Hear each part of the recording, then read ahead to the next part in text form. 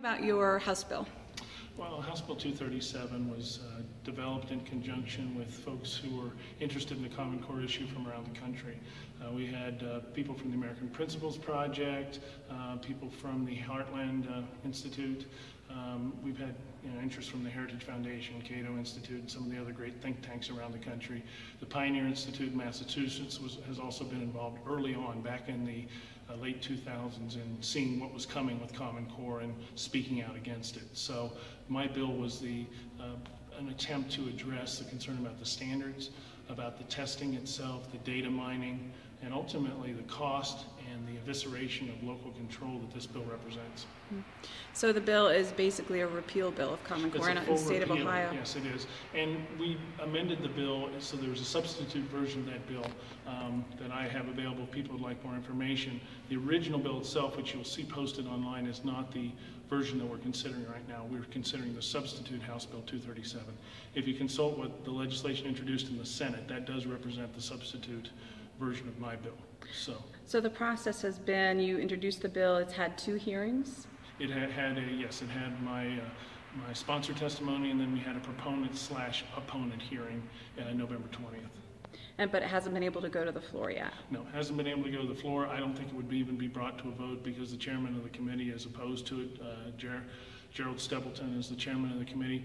The Senate chairwoman, Peggy Lehner, is also a supporter of Common Core. So we really, a lot of the opportunities, a lot of the latitude that we might have in a traditional legislature, we don't have because of those 2 fierce opponents of my bill. So what can we do? Citizen engagement. I think this is one of those things where people feel that their representatives may not be representing them. And I don't want to cast aspersions on my colleagues. Given that my bill was not progressing, many of them didn't feel that they had to engage on this issue. But I think concerned citizens in each, I won't say in every district, but in many districts, have contacted their people and wanted to have an opportunity to meet with them.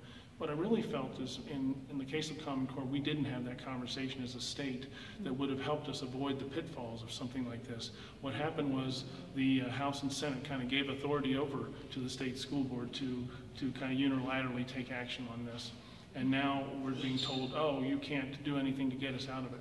Well, we think differently. It was an unconstitutional process, in my opinion, that got us to where we are, and it'll be the reclaiming of our constitutional prerogatives, 10th Amendment and otherwise, that'll help us alleviate this concern. Is there anything directly that citizens can engage in, perhaps over the summer, to get the bill rolling again? I would just say, go to Ohioans Against Common Core. It's a great website. You can learn more about things there. Social media is alive with a lot of these good clips that you can see to learn more about it. Often it's a parent telling a horror story about mathematics or other literature that's related to the Common Core. George Will had a wonderful 2-minute dissertation on why Common Core was a problem. You can probably Google that and find it on YouTube or someplace else. So I would say if you have access to social media, that's a great way to inform yourself. Otherwise, I would say, try to talk with your school board members, go to school board meetings. Often nobody goes to these school board meetings. Maybe 1 or 2 activists, but nobody else. So engage in the process. Give these folks an opportunity to learn more about it.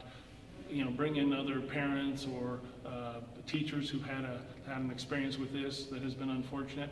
Let them share their experiences as well. I think it's the human stories that are the most compelling, and as we share those human stories, it will become apparent to legislators and to everyone statewide that this has been an unfortunate direction that Ohio has gone, and we need to change direction to get it right for Ohio. So you signed a petition today. What was that? That's a discharge petition, and what it says is, regardless of where a bill sits in committee, if you can get 50 signatures in the Ohio House calling for a vote, then that bill will be brought to the floor. So it can be Republicans, it can be Democrats, it can be any 50 who sign that discharge petition, and that will take the bill out of committee and put it onto the floor for a vote. Is that something that everyday citizens could engage in or help with in any way? Certainly they can talk to their legislators and say, I would encourage you to sign that, because again, I think people's sense of dissatisfaction was because they didn't feel that they got a fair hearing. That even when I had my proponent hearing, they felt that that was kind of rigged against us. And so this is, this is representative Republican action, representative democracy, as it were. But I think this citizen engagement is what's made the difference from the beginning. It's what's kept the issue alive. It's put it on the front burner. And I think it's incumbent upon our incumbents to respond. And one of the other things about the primary season was several new candidates were nominated to run for these seats who have an interest in this issue. So I'm encouraged by that. I'm encouraged that the tide seems to be moving in our direction. I said in my speech earlier on the floor, I feel like I'm not standing still, but I'm in the same place, and other people are coming in my direction, and that's because we're on the right side of this issue. You were ahead of the curve. Yeah. Any advice you can give normal citizens as they engage with the representative? Any tone? I think the thing is, I don't think you need to be in a scolding way whatsoever. I think you just need to say, I will lay the facts out for you. I will share legitimate concerns about this. I'll hope that they have good answers for you. If they don't have answers, you could certainly direct them to me, and I'd be glad to share with them what I've learned about it. I've spent the last year and a half educating myself, so I feel like I've got command of the facts on this issue. I don't go out there, I'm not angry screaming at people.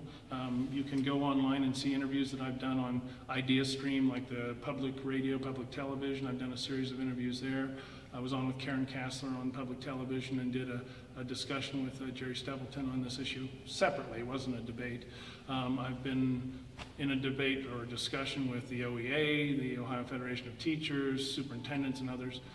Typically, I'm the only one who's opposed to Common Core, but more and more, I think they are waking up to the legitimate concerns on this. What was the union's position? Where were they? The union started out very much in favor, and at the national level, the Gates Foundation gave, I think, $4 million each to the unions at the federal level. So what you can do if you want to learn more about why we are where we are is follow the money trail. You can go to the Gates Foundation, you can plug in any name of any organization and see if they've gotten money from the Gates Foundation.